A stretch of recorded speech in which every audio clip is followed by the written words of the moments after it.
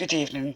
I seen this in somebody else's video called Bailey Syrian. I think I'm pronouncing her name right.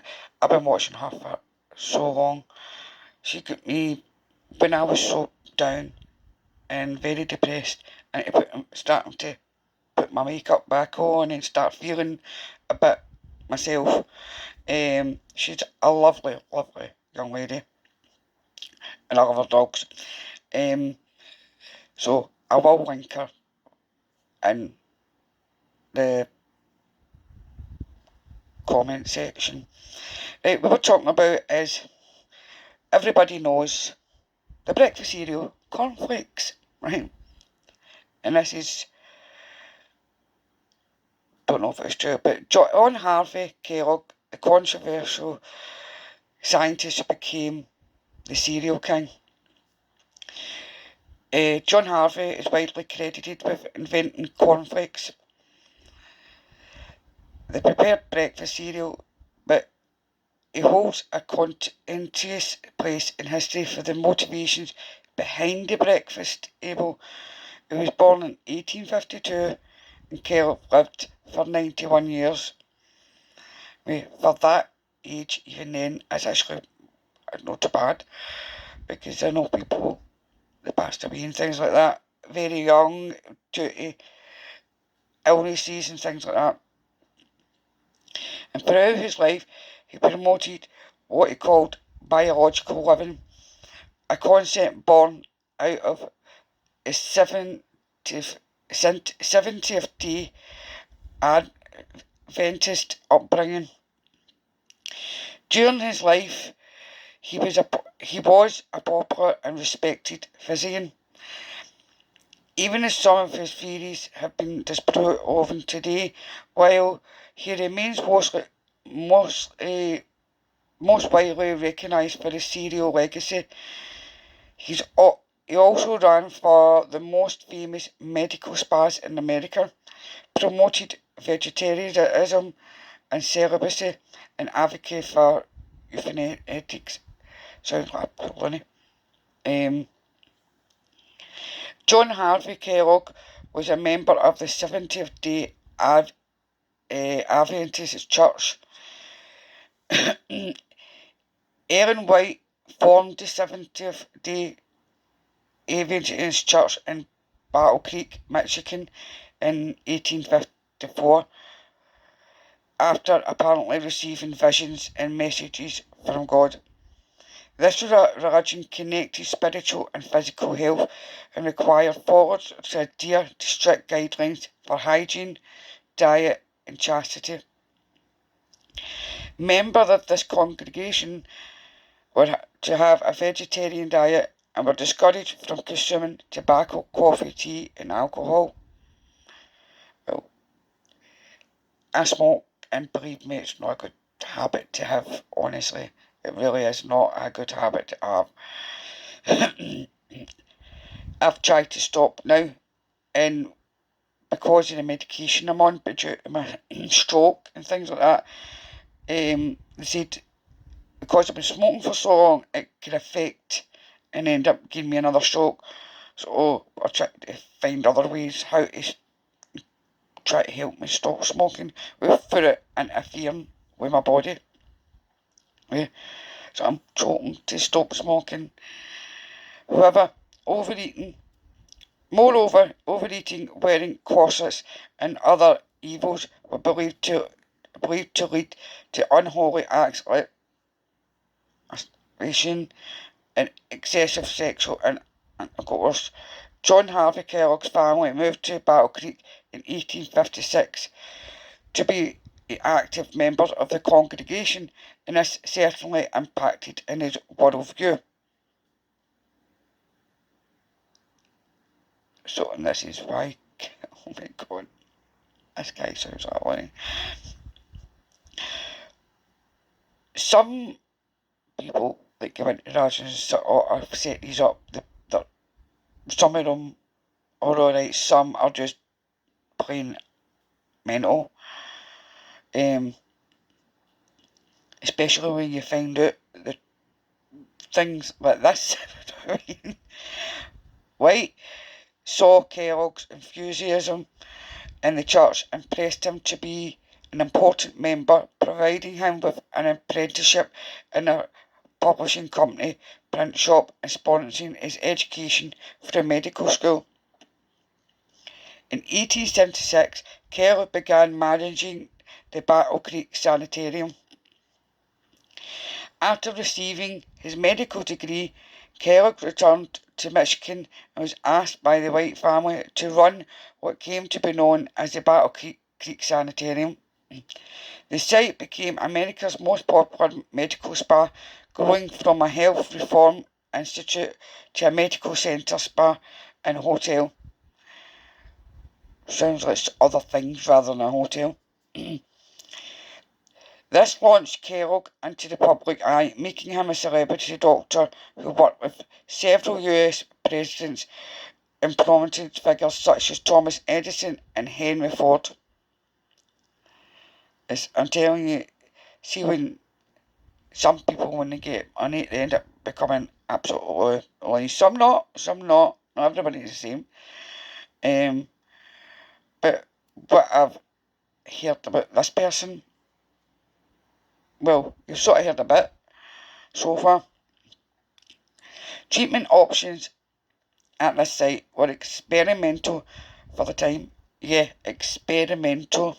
Remember, they said this is experimental in the times. Options at this site for the time, and many are no longer in practice.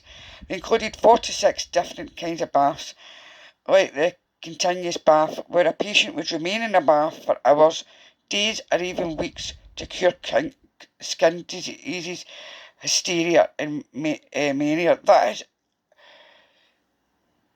they were experimenting on people, and the fact is, it says they were in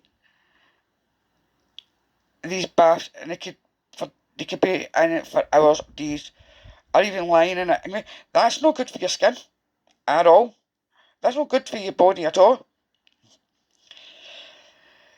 You also get patients and animals using up to 15 quarts of water to cleanse colons. Oh my God. As opposed to the usual pint or two of liquid. He even opened his own health food company with his brother, WK, to service the centre and provide patients with healthy foods, including cornflakes.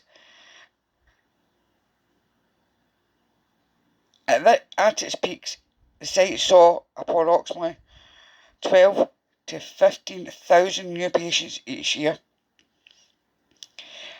Kellogg's idea of biological living. Who does this sound like? And today, and he thinks he's angry, and he runs Microsoft. Bill Gates. WF. These people are absolute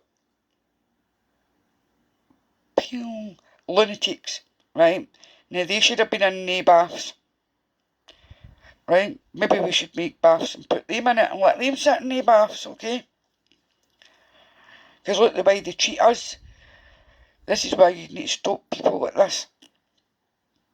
We're no here to be used and abused for a bit of experiments, and people like this get away with it.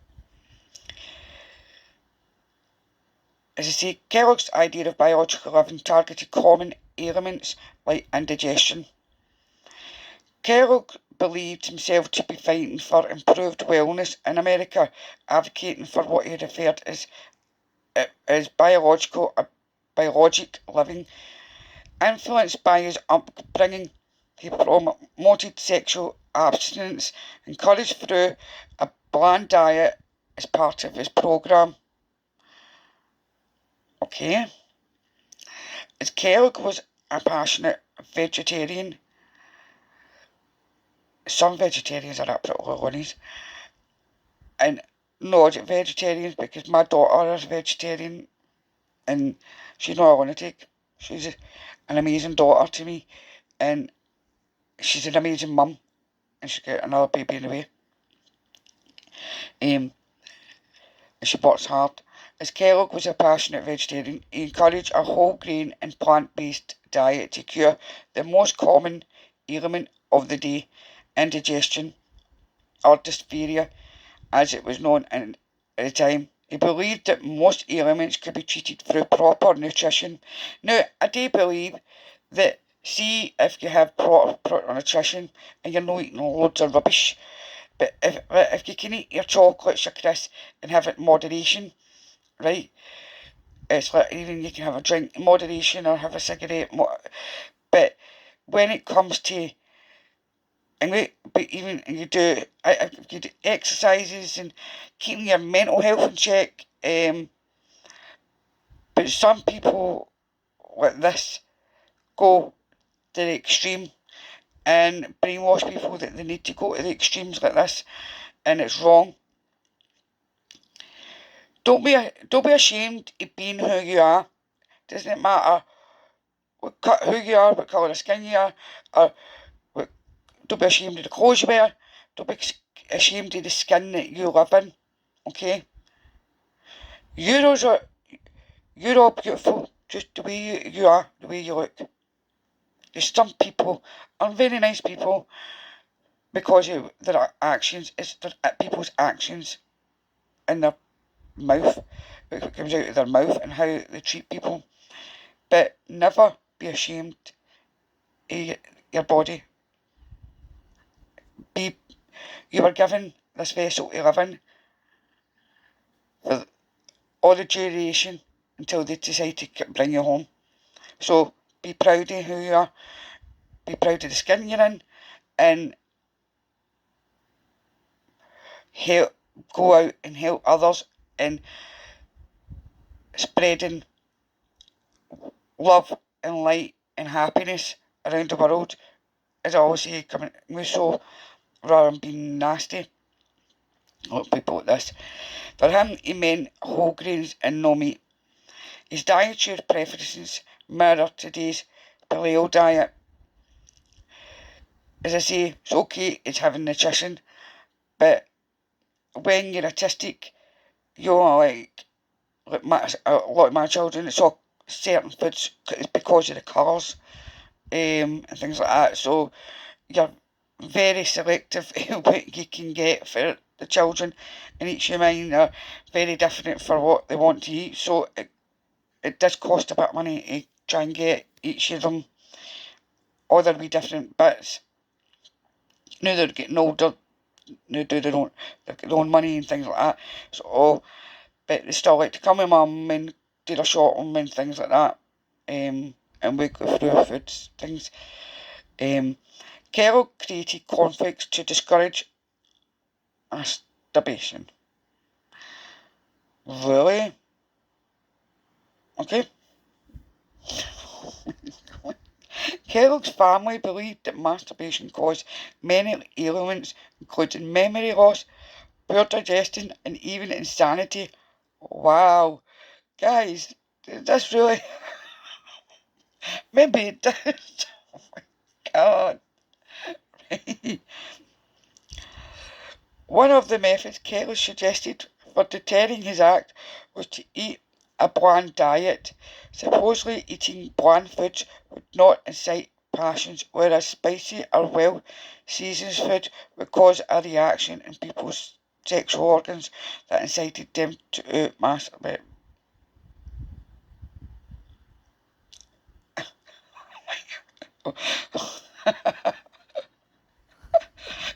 You can't make this up. You cannot make it up. It is here, factual. You really cannot make it up.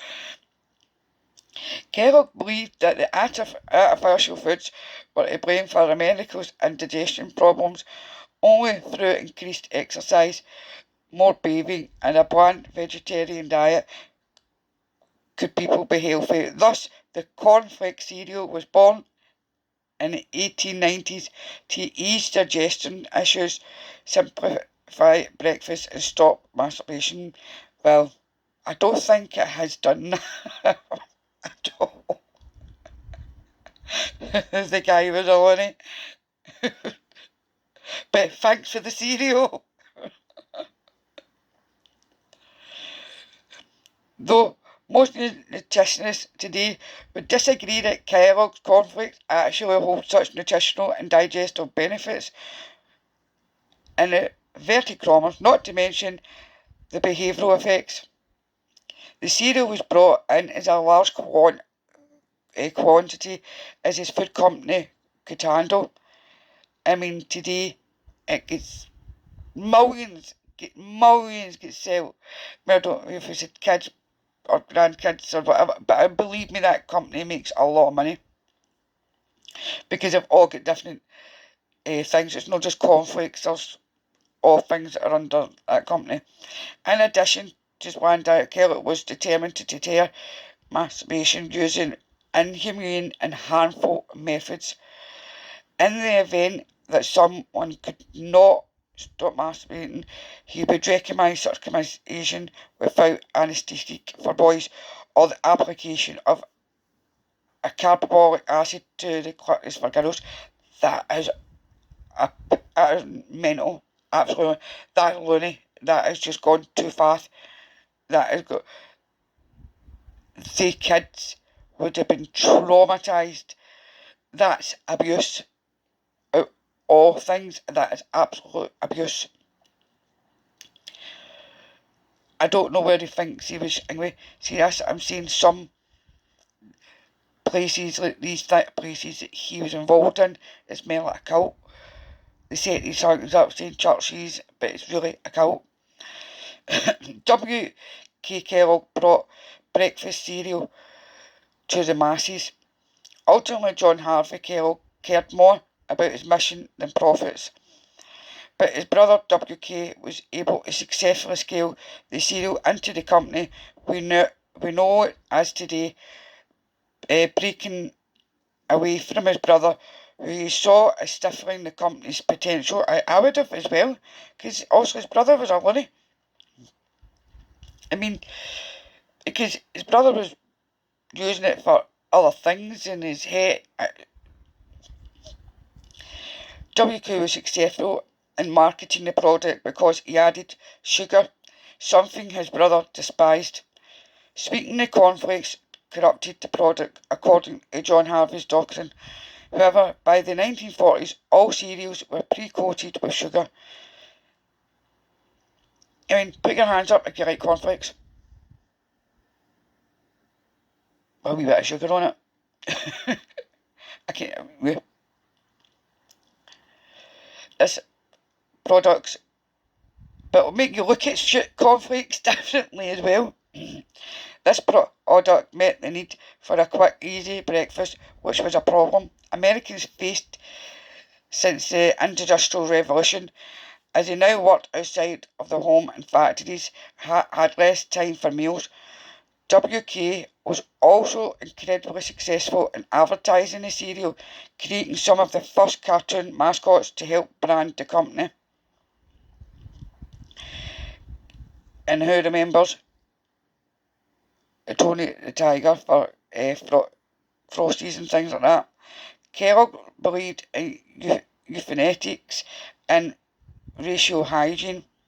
In addition to Kellogg's inhumane practices to deter masturbation, he was also a vocal eugenist who founded the Race Betterment Foundation.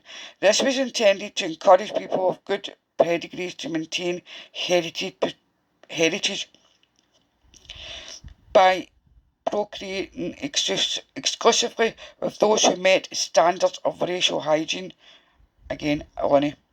His name and legacy live on through a popular cereal brand, but John Harvey Kellogg, 91 years, were marked by a quest for wellness which was prejudiced against those who did not meet his criteria for excellence. So it was an absolute lineage, like people getting into asylums and they were experimenting people, and this is exactly what this luncheon done as well. So,